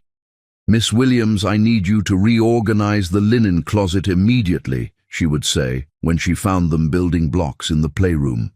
Tyler, at 15 months old, couldn't understand what was happening, but he could feel the tension and unhappiness that now permeated the house. He became clingy and whiny, crying whenever Asya was pulled away from him, refusing to eat meals that Dana prepared, and having nightmares that left him screaming for Mama Asya in the middle of the night. The psychological warfare escalated when Dana discovered Tyler's photo album, the one Asya had lovingly created to document every milestone. One afternoon, while Tyler napped and Matt was at the office, Dana systematically destroyed months of precious memories. "These pictures are inappropriate," Dana announced, tearing pages from the album while Asya watched in horror. "Tyler doesn't need constant documentation of every mundane moment. It's obsessive." She threw away photos of Tyler's first steps, his first birthday party, quiet moments of him and Asya reading together. Each destroyed image felt like a knife to Asya's heart. "Please," Asya whispered. "Those are memories. Tyler will want them someday." "Tyler will want appropriate memories," Dana replied coldly, "not a shrine to his infatuation with the help." The breaking point came on a rainy Thursday afternoon. Matt was in Fort Lauderdale meeting with investors, and Misha was at her physical therapy appointment. Dana had been particularly vicious all morning, creating mess after mess for Asya to clean, while Tyler watched helplessly from his playpen. "Miss Williams," Dana announced around noon, pointing to the full pot of perfectly good coffee on the counter. "This coffee is terrible. I want fresh coffee made with real cream, not this artificial nonsense." "There's fresh cream in the refrigerator," Asya said politely, opening the fridge to show Dana the unopened container. Dana walked over, grabbed the cream, and poured it down the sink with a cold smile. "Not anymore. That was expired anyway. I want you to walk to that specialty market in Coconut Grove and get proper heavy cream for my coffee, the French kind they carry." Asya stared at her. Coconut Grove was miles away, and the thunderstorm outside was getting worse. "Miss Retke, there's a severe weather warning. Perhaps I could make coffee with the regular cream from the local store." "I specifically want the French heavy cream from that particular market," Dana insisted. "Surely a little rain won't hurt someone used to rougher neighborhoods." The racist implication hung in the air like poison. Tyler, who had been watching this exchange, began to whimper as he sensed the tension. "Of course," Asya said quietly. "I'll leave right away." As Asya gathered her purse and umbrella, Tyler began crying in earnest. "Mama, Asya, stay. No, go rain." "Tyler, stop that noise immediately," Dana snapped. "Miss Williams has work to do." But Tyler was inconsolable, reaching through the playpen bars toward Asya with desperate hands. "No leave, Mama Asya. Scared." For a moment, Asya hesitated. Every fiber of her being screamed at her not to leave this precious little boy with this cruel woman, but she had no choice. Dana held all the power now. "I'll be back soon, sweet boy," she whispered, kissing his forehead quickly before Dana could stop her. As she stepped into the driving rain, Asya could hear Tyler's heartbroken sobs echoing from the mansion behind her. The storm seemed to mirror the chaos in her heart as she walked through flooded streets, knowing that with each step away from that house, she was leaving a piece of her soul behind, with a little boy who needed her more than ever. 3 hours later, when she returned soaked and shivering with the expensive French cream Dana had demanded, she found Tyler exhausted from crying, his face red and swollen from tears. Dana was calmly reading a magazine, having ignored the child's distress completely. "Finally," Dana said without looking up, "though I'm not sure I want coffee anymore. Perhaps you could just put that cream away and start dinner preparations." It was then that Asya realized Dana's cruelty knew no bounds. The coffee had never been the point. The rain, the humiliation, Tyler's terror at being left with her, it had all been carefully orchestrated to break both of them down. But as Tyler reached for her with trembling arms, whispering, "Mama, Asya back," Asya found her strength renewed. She would endure whatever Dana dished out because Tyler needed her to be strong. That night, after Tyler was finally asleep, Asya sat in her room, looking at the remnants of Tyler's destroyed photo album. Among the torn pages, she found one photo that had survived, Tyler's first day with his elephant, the day he'd finally stopped crying and started trusting again. She held that photo close to her heart and made a silent promise. No matter what Dana did to her, she would protect Tyler's innocence and his capacity to love, even if it meant sacrificing her own happiness in the process. Outside, Miami's storm continued to rage, matching the tempest inside the Anderson mansion, where love was under siege, but not yet defeated. In her heart, Asya knew that this nightmare couldn't last forever. Matt would see the truth eventually. She just prayed it would be before Dana destroyed the beautiful, trusting little boy who called her Mama. Chapter 7. The Storm Intensifies. Sometimes the universe provides the perfect storm to reveal someone's true nature, and Miami's October hurricane season was about to expose the darkness that lived behind designer smiles and charity galas. The rain hammered Miami with the fury of an angry god, turning the usually pristine streets of Coral Gables into rivers of rushing water. Asya sat on the bus, soaked to the bone despite her umbrella, watching the city blur past through rain-streaked windows while her heart ached for Tyler. The Ethiopian coffee sat cooling in her lap, coffee that Dana probably never intended to drink, coffee that had been nothing more than an excuse to send Asya away in dangerous weather. Back at the Anderson mansion, Dana smiled with satisfaction as she watched Tyler cry himself into exhaustion in his playpen. The child had sobbed for nearly an hour after Asya left, and Dana had made no attempt to comfort him. Instead, she'd sat in her designer chair, filing her nails and occasionally telling Tyler to stop that noise. "You need to learn, Tyler," she said to the hiccuping toddler. "Miss Williams isn't your mama. She's just the help, and the help can be replaced." When Tyler finally fell asleep from emotional exhaustion, Dana began phase 2 of her plan. She went to Tyler's room and systematically destroyed every trace of Asya's loving care. The photo album Asya had created documenting Tyler's milestones went into the trash. The handmade mobile she'd crafted for his crib was torn down and thrown away. The children's books she'd carefully selected, many with personal inscriptions, were boxed up for donation. Most cruelly of all, Dana found Tyler's favorite stuffed elephant, a soft grey toy that Asya had given him for his first birthday, the one he couldn't sleep without, and hid it in the garage storage room. When Tyler woke from his nap and immediately began searching for his elephant, Dana watched with cold satisfaction. "Elephant gone, sweetheart," she told him with false sympathy. "Miss Williams must have lost it. She's so careless with your things." Tyler's fresh tears were like music to Dana's ears. By the time Asya returned, drenched and shivering, carrying the coffee that had cost her 3 hours in hurricane weather, Tyler was inconsolable. He'd been crying intermittently for hours, confused and frightened by the disappearance of his beloved toy and the woman who always made everything better. "Finally," Dana said, not even looking up from her magazine. "Tyler has been impossible all afternoon. He keeps crying for that ridiculous elephant toy. I suppose you'll have to find it."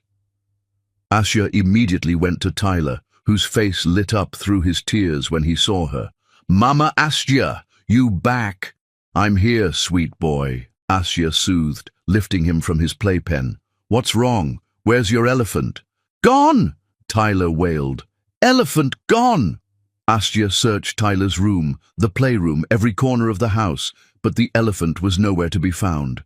She noticed immediately that Tyler's photo album was missing, along with several of his favorite books and the mobile she'd made him. "Miss Retke," Asya said carefully, "Tyler's elephant is missing, along with some other items. Do you know what happened to them?" Dana looked up from her magazine with perfectly innocent eyes. "Oh, I did some cleaning while you were gone. I threw away a lot of old dirty toys. That elephant was getting quite shabby." Asya felt her heart stop. "You threw away his elephant? He can't sleep without it." "He'll learn to sleep without it," Dana said dismissively. "Children need to outgrow their attachments to childish things." That night was a nightmare. Tyler cried for hours, searching his crib for the elephant that had been his comfort since infancy.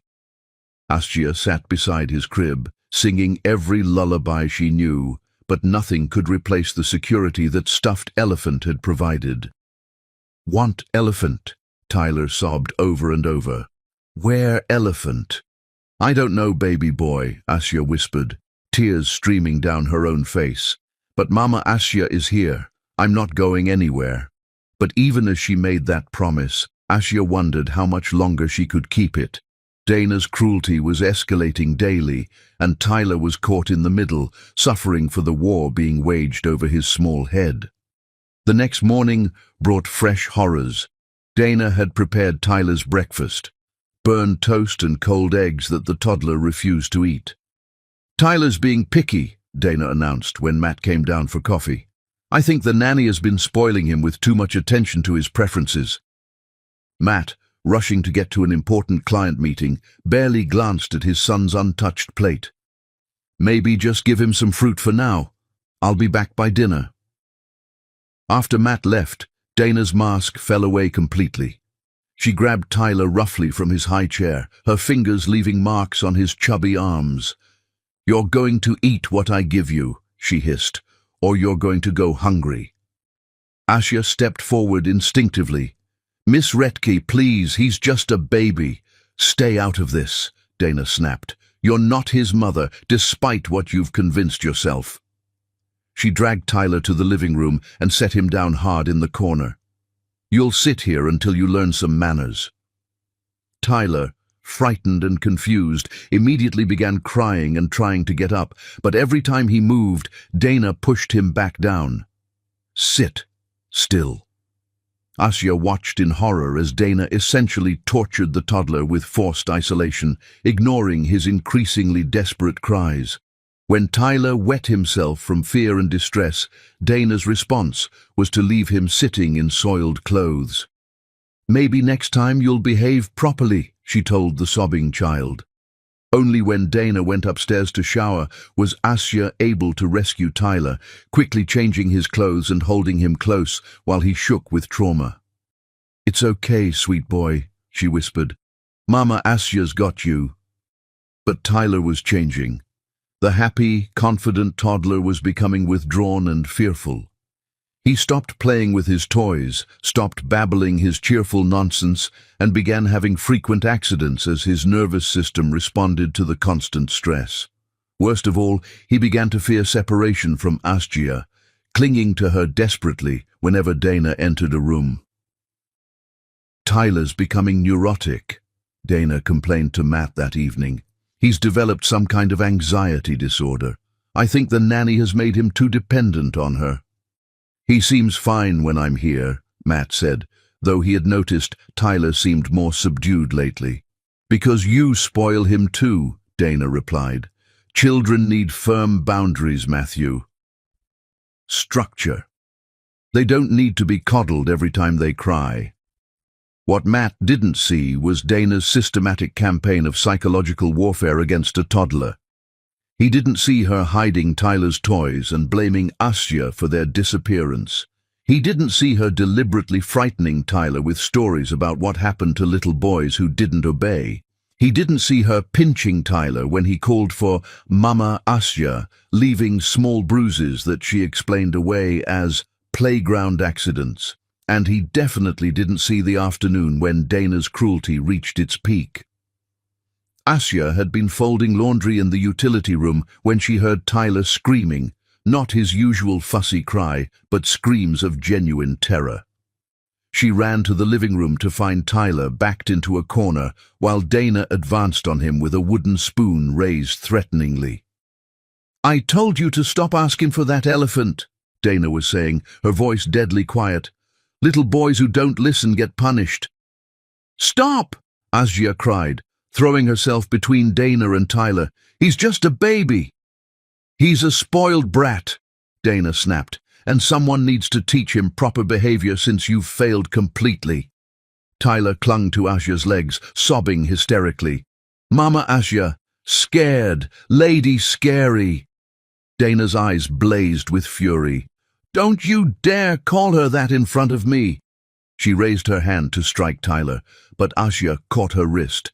"Don't you dare touch him," Asya said, her voice steel. "Not ever." For a moment they stared at each other, and Asya saw the true face of evil, cold, calculating, and completely without empathy for a frightened child. "You're forgetting your place," Dana said softly. "I'm going to be Tyler's mother. You're just the help, and the help can be fired." "Then fire me," Asya replied, "but I will not stand by and watch you terrorize this child." Dana smiled, and it was the most chilling expression Asya had ever seen. "Oh, I'm not going to fire you. Not yet. First, I'm going to make sure Tyler understands exactly who's in charge here." That night, Asya found Tyler's elephant in the garage, exactly where Dana had hidden it. She snuck it back into Tyler's room, and for the first time in days, he fell asleep, peacefully. But Asya knew the war was escalating. Dana's cruelty was becoming more brazen, more dangerous, and Tyler, innocent Tyler, was paying the price for the battle being fought over his future. As Miami's storm season raged outside, matching the tempest inside the Anderson mansion, Asya held the sleeping child and made a silent vow. No matter what it cost her, she would protect Tyler from the monster who was about to become his stepmother, even if it meant sacrificing herself in the process. Chapter 8. Breaking Point. Truth has a way of surfacing like oil on water. No matter how hard someone tries to bury it, eventually it rises to the top, impossible to ignore and impossible to explain away. Matt Anderson's jet descended through Miami's golden afternoon sky 2 days ahead of schedule. Something had been gnawing at him during the Chicago meetings, fragments that didn't fit. Tyler's subdued voice during their FaceTime calls, Asya's forced smiles in Dana's photos, the way his son asked about his missing elephant with quiet desperation, then quickly changed the subject when Dana appeared on screen. Now, stepping through his mansion's front door, Matt felt the house itself recoil around him. The air was wrong, thick with unspoken fear and something that felt like mourning. Following soft crying sounds, he found Tyler alone in his high chair, tears tracking down hollow cheeks. The child sat with the defeated stillness of someone much older, a bowl of cold soup untouched before him. When Tyler saw his father, his whole body flinched, then reached out with desperate hunger. "Daddy!" The word was half sob, half prayer.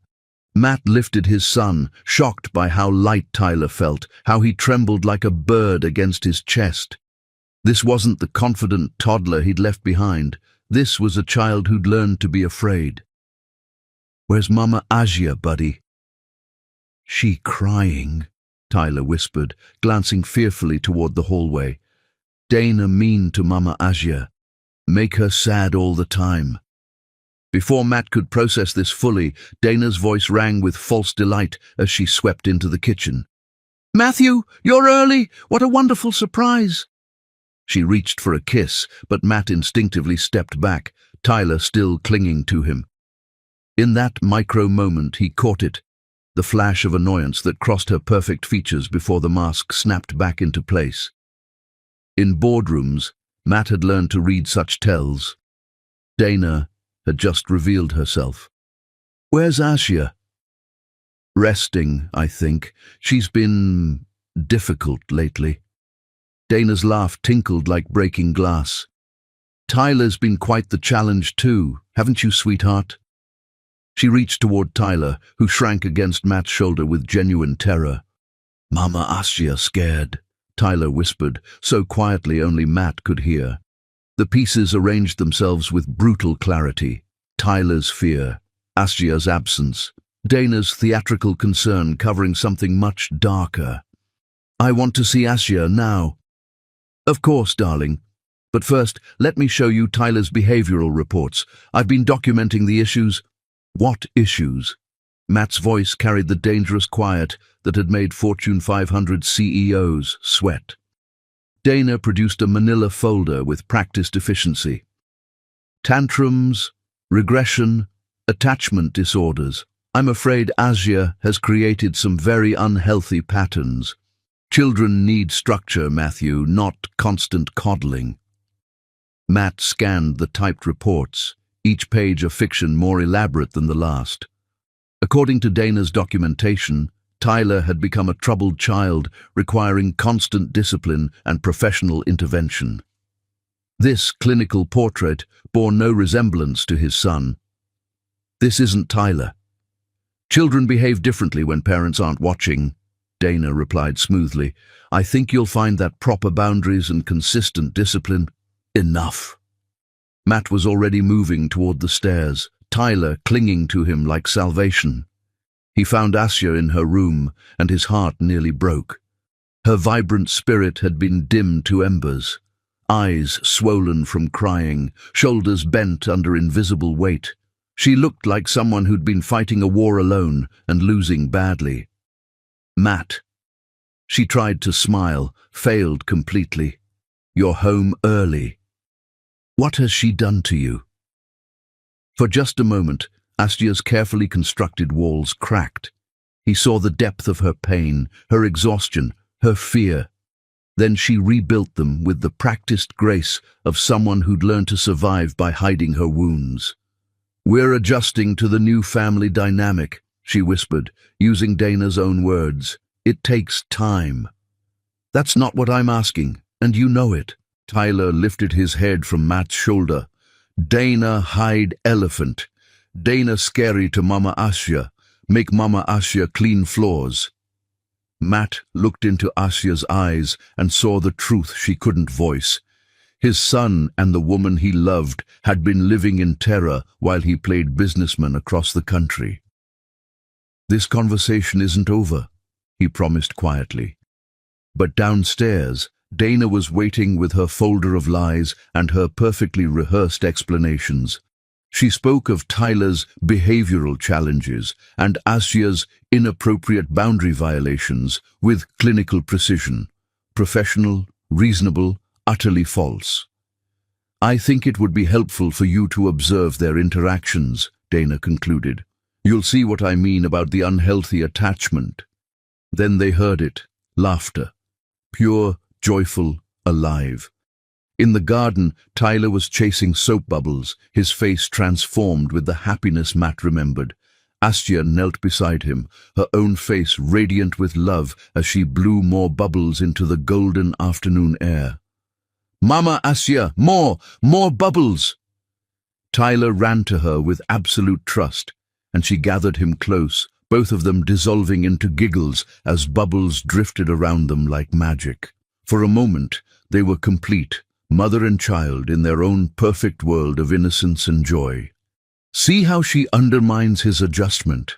Dana's voice was silk over steel. "She refuses to let him grow up. She encourages this inappropriate dependence." But Matt wasn't listening anymore. He was watching his son's face, seeing the love that poured between him and Asia like sunlight through crystal. He was understanding finally that the poison in his house wore Chanel and spoke in measured tones about appropriate boundaries. The woman he'd agreed to marry was the disease, not the cure. "We need to talk," Matt said to Dana, his voice carrying the finality of closing arguments. For the first time since moving into the mansion, Dana's confidence flickered. In the garden, Tyler's laughter rose like music toward the Miami sky, and Matt knew he would burn down everything he'd built to protect that sound. The reckoning had begun. Chapter 9. The Confrontation. Sometimes evil reveals itself not in grand gestures, but in a moment of careless cruelty, when masks fall away and monsters show their true faces to those they thought were powerless to stop them. Matt Anderson had built his fortune on his ability to read people, to sense deception across a boardroom table, to know when someone was playing games with his empire. But he'd never needed those skills more than he did now, standing outside his own home office at midnight, listening to his fiancée destroy everything he'd thought he knew about her. Dana's voice carried clearly through the door she'd left slightly ajar, her tone completely different from the sweet, caring woman she presented to him.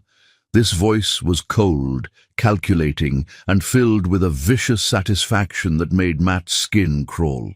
"Oh, Melissa, you should see this place," Dana was saying, her laugh sharp and ugly. 20,000 square feet of pure luxury, and it's all going to be mine in 3 weeks. Matt pressed closer to the door, his heart pounding with a mixture of fury and disbelief. The kid? God, he's such a little brat, constantly whining for that nanny, crying over everything. Don't worry, though. The second we get back from the honeymoon, I'm firing the help and shipping Tyler off to boarding school in Switzerland. Matthew won't fight me on it once we're married. Matt felt the blood drain from his face. Shipping Tyler to boarding school? Firing Asia? What? No, of course, Matthew doesn't know, Dana continued with another cruel laugh. He thinks I adore his precious little prince. You should see the act I put on, all loving stepmother and gentle discipline. He eats it up. Men are so easy to manipulate when they think you're what their dying mother wanted. The reference to his mother's dying wish hit Matt like a physical blow. Had Dana orchestrated that too? Had she somehow known about his mother's heart condition and used it to her advantage? The nanny is the only real problem, Dana was saying, examining her manicured nails as she spoke. She's got Tyler wrapped around her finger, and he's completely devoted to her. But I've been making her life miserable for weeks now, making her clean up messes I create, treating her like the servant she is, showing Tyler exactly who's really in charge here. Matt's hands clenched into fists as he listened to Dana describe her systematic abuse of Astia, the deliberate humiliation, the psychological warfare, the cruel manipulation of a woman who had done nothing but love his son. You want to know the best part? Dana's voice took on a particularly vicious tone. The kid defends her constantly. Yesterday he actually tried to protect her from me. Can you imagine? A 2-year-old trying to stand up to me. So I taught him a lesson about respect. Matt's blood turned to ice as Dana recounted with evident pride how she'd slapped Tyler for trying to hug Asia when Dana had forbidden it. Just a little smack across the face, she said dismissively. Nothing that would leave marks, but enough to show him who's boss. Children need to learn their place early, don't you think? Matt could barely process what he was hearing. Dana had hit Tyler. She had deliberately hurt his son and was bragging about it to her friend, as if it were an amusing anecdote. Matthew's completely clueless, Dana continued. He's so buried in his grief and guilt about his precious Isabella that he can't see what's right in front of him. By the time he figures out what I really am, it'll be too late. I'll have his name, his money, and legal rights to that house. The kid will be safely tucked away in boarding school where he can't interfere, and the nanny will be nothing but a memory. Matt had heard enough. More than enough. His entire body was shaking with rage as he slowly backed away from the door, his mind racing with the full scope of Dana's betrayal. She had manipulated his mother's illness, exploited his grief, abused his son, and tortured the woman who had saved their family from darkness. But he forced himself to think strategically. If he confronted Dana now, based only on what he'd overheard, she would deny everything and probably accelerate her timeline. He needed proof. He needed to catch her in the act. Unfortunately, he didn't have to wait long. The next morning, Matt made a show of leaving for what he told Dana was an all-day client meeting in Orlando. Instead, he parked his car several blocks away and returned to the house through the garden entrance, his key making no sound as he slipped inside. The house was eerily quiet until he heard voices coming from the main living room, Dana's sharp tone and Tyler's frightened whimpering. "I told you not to ask for her," Dana was saying, her voice deadly cold. "How many times do I have to explain this to you? Miss Williams is not your mother. She's not even family. She's just the help, and when your daddy and I are married, she's going to go away forever." Matt crept closer, positioning himself where he could see into the living room without being detected. What he saw made his vision go red with rage. Tyler was backed against the sofa, tears streaming down his face, while Dana loomed over him with an expression of pure malice. In her hand, she held the wooden spoon Matt had seen her carrying around lately, what he'd assumed was a kitchen utensil, but now realized was an instrument of intimidation. "I want Mama Asya," Tyler whispered, his small body trembling with fear. "Well, you can't have her," Dana snapped. "And if you ask for her one more time, you're going to get a spanking that you'll remember for a very long time." Tyler, despite his fear, showed the same courage that had made Matt proud since the day he was born. At almost 2 years old, he looked up at this woman who terrified him and said with as much defiance as his small voice could muster, "You not my mama. Mama Asya love me." The slap that followed was sharp, loud, and vicious. Dana's open palm connected with Tyler's face with enough force to knock the toddler backward against the sofa cushions. "Don't you ever talk back to me again," Dana hissed. "And stop calling that woman Mama. She's nothing to you. Nothing." Tyler's scream of pain and terror filled the house, but instead of comforting him, Dana raised her hand again.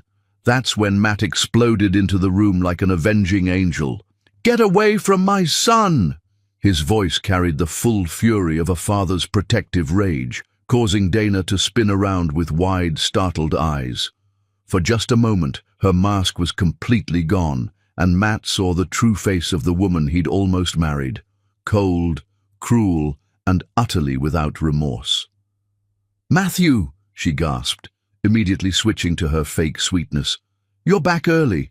Tyler was having a little tantrum and I saw what you were doing," Matt said, his voice dangerously quiet as he moved to scoop Tyler into his arms. His son clung to him desperately, sobbing against his shoulder, a red handprint clearly visible on his small cheek. "You don't understand," Dana tried again, her voice taking on the reasonable tone she'd perfected. He was being completely defiant, refusing to listen. "Children need discipline."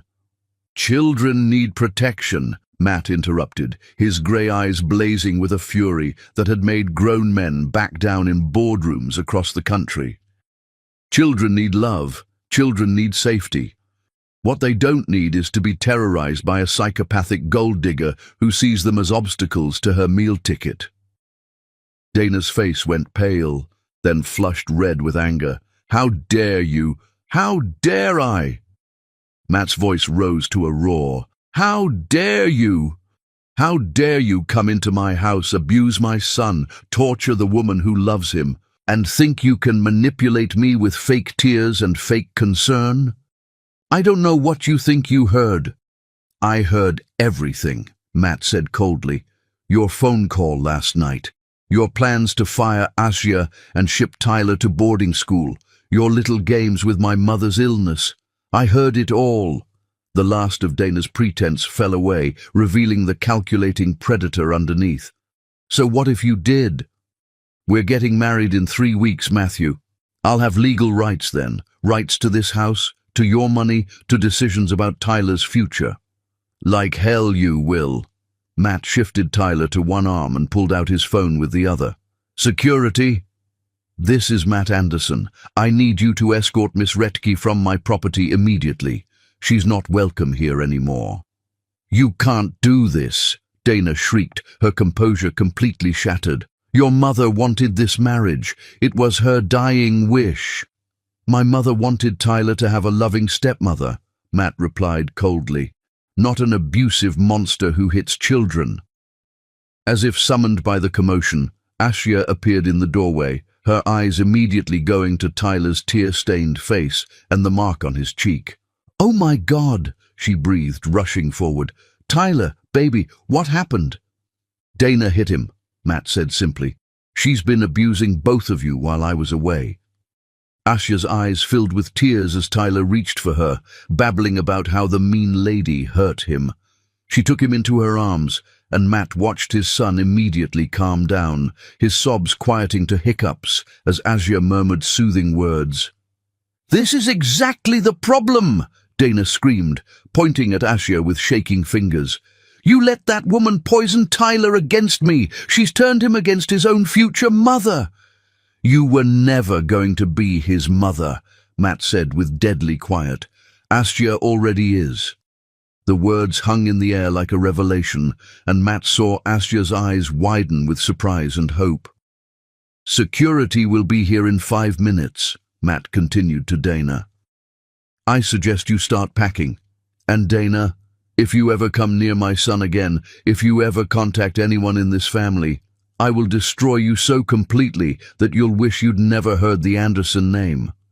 You'll regret this, Dana screamed as she stormed toward the stairs. I'll sue you. I'll tell everyone what kind of man you really are. Tell them, Matt said calmly. Tell them I'm the kind of man who puts his son's safety above everything else.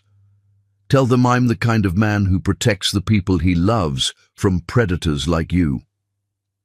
20 minutes later, Dana Retke was escorted from the Anderson mansion by 2 security guards, her designer luggage piled unceremoniously in the back of their SUV. As the gates closed behind her, Matt felt a weight lift from his shoulders that he hadn't even realized he'd been carrying. In the living room, Asya was tending to Tyler's cheek with ice wrapped in a soft cloth, singing softly while he snuggled against her. I'm so sorry, Matt said quietly, kneeling beside them. I'm sorry I didn't see what she was doing sooner. I'm sorry I put you both through that. You couldn't have known, Asya said softly. She was very good at hiding her true nature. Tyler tried to tell me. You both tried to tell me, and I didn't listen. Asya met his eyes, and in them Matt saw forgiveness, understanding, and something else that made his heart race with hope. You're listening now, she said simply. Tyler, exhausted from his ordeal, had fallen asleep in Asya's arms. As Matt watched the woman he'd been too blind to see gently stroke his son's hair, he realized that his mother had been right about one thing. Tyler did need a loving stepmother. He'd just been looking in completely the wrong direction. Asya, he said quietly, we need to talk. She nodded, carefully transferring the sleeping Tyler to Matt's arms. Yes, we do. For the first time in months, Matt felt like his family was whole again. Broken, maybe after Dana's cruelty, but whole in the ways that mattered. And tomorrow he would begin the process of healing what had been damaged and building what should have been built long ago. Chapter 10. Love Conquers All.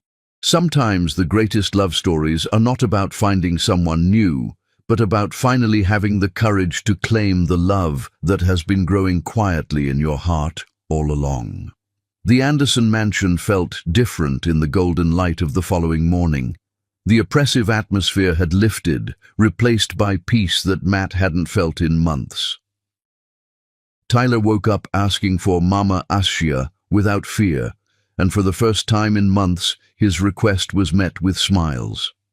Matt found Asya in the garden, where Tyler was playing with his beloved elephant. Tyler was showing the elephant to the flowers, chattering away while Asya watched with patient love. "He's picking flowers for you," Matt said, approaching quietly. "For Mama Asya's tears," Asya replied softly, accepting the daisy Tyler presented with ceremony. "He's been so sweet this morning, as if he knows the scary times are over." Tyler looked up at Matt with bright eyes. "Daddy, mean lady gone?" "Gone forever, buddy," Matt assured him. "She can never hurt you or Mama Asya again." "Good," Tyler said with simple finality. He handed Matt a yellow marigold. "For Daddy's happy." As Tyler went back to his flower distribution, Matt faced Asya, seeing her clearly for perhaps the first time since she'd walked into their lives. "I owe you an apology," Matt said. "More than an apology, I owe you my life, Tyler's life, and I nearly threw it all away." "Matt, please let me say this." He gathered courage for the most important conversation of his life. "I was a coward. I let my mother's illness and my own guilt blind me to what was right in front of me. I love you, Asya." The words hung in the garden air like music, and Matt saw Asya's eyes widen with surprise and hope. "I love the way you sing to Tyler, how you remember every milestone, how you brought music back into this house after Isabella died. I love that Tyler calls you Mama, because that's exactly what you are to him." "Matt," Asya whispered, her voice thick with emotion. "I was going to marry the wrong woman to fulfill a promise, but the right woman has been here all along, loving my son, healing my heart, making our house a home." Tyler toddled over, carrying his elephant and flowers.